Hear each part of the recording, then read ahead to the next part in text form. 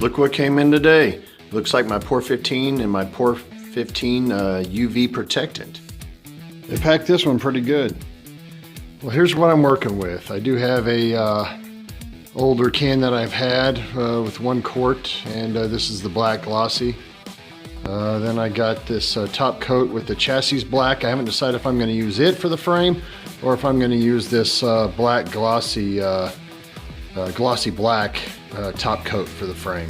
And here's another brand new can of the POR-15 gloss black. This is what you're looking at. I get most of mine off of eBay. It comes pretty fast. Here's a story for you. If you get any of this POR-15 on the edge here, on the edge of the can, and put the lid back on, it pretty much bonds itself or welds itself to the can itself. So here you go. This is what it takes to get the lid off, and I'm still not halfway done with it. So I will be using the rest of this can today.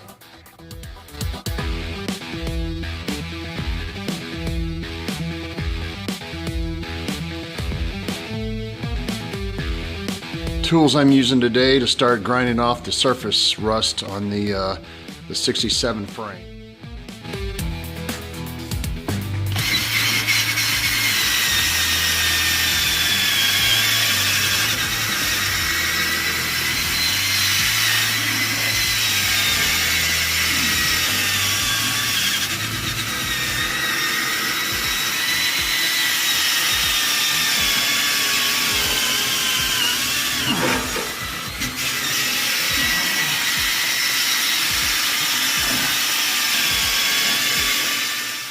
This back bar isn't done by any means, but I would tell you that this would need the UV protectant on it when you're after you POR-15 it. That's what I'm going to do. I'm going to POR-15 it with black glossy, and then come back after that and go ahead and put the UV protectant. A couple reasons why I'm going to put the UV protectant on that back crossbar there. One is because I'm going to have this car out quite a bit, going back and forth to different places without the back bumper on it, and 2 is because it'll match with whether or not I go with the glossy black or the chassis black UV protectant. I'm thinking maybe the chassis black on the frame.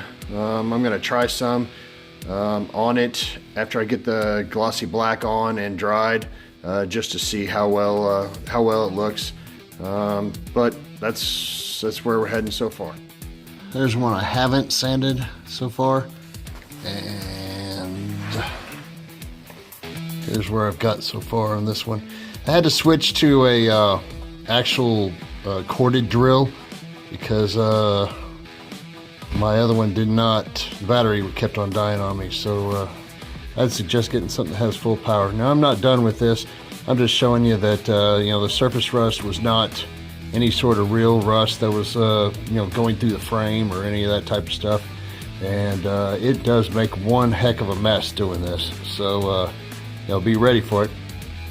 I'm gonna use a wire brush on this a little bit more, and after that, I will tell you this, that once I get all the trunk floor and the frame rails done, once I get the motor running and everything inside the car, I'm going to come back and change all the bushings. And when I do that and I jack the body up off of the frame, that's when I'll go ahead and get the top of this of the frame rail here. That way I get the whole entire thing. There's a little of it done. This is just the black glossy. And there's that. It's really good.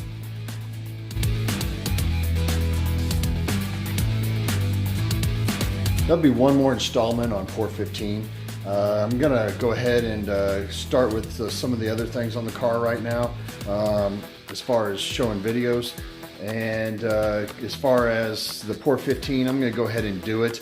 I'm going to go ahead and get the interior floors where Alan at Shaker Racing had already worked on them as far as patching them. And I'm going to go ahead and get it all done. But it should be a very short video for the rest of the POR-15.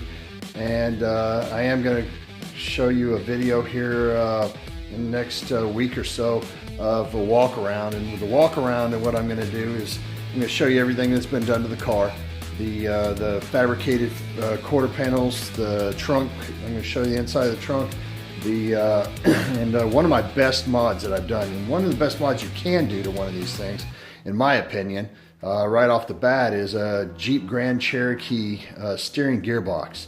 That will change your ratios. I'll put up the ratios for you at a later date, but I will tell you this, that's the best mod that we've done. Even Alan at Shaker Racing he was real happy with being able to move the car around without having to worry about no motor and no power steering pump or any of that stuff. So if you're gonna ride her hard, don't put her away wet.